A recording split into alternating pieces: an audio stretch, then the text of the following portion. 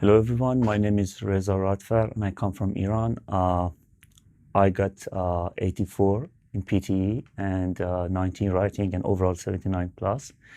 And I got 20 points for immigration purpose. I would like to, in my third actually attempt, which was actually my first one to get actually the 80 plus. I would like to recommend you the PTE classes because not only you can save your time and money, but also you would definitely be more confident at the exam.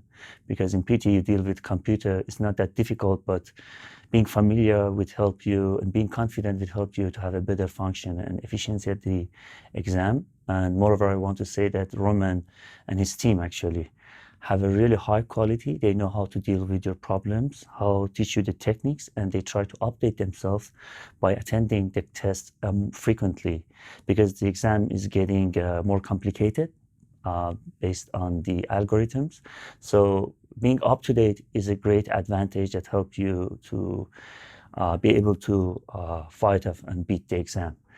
Anyone, it depends on your time and budget to attend online or face-to-face, but I firmly recommend because I attended the face-to-face classes and it helped me a lot. I found moreover many lovely people here, and I'm sure if you keep going, you can get the required score. So wish you all the best and good luck with your exam.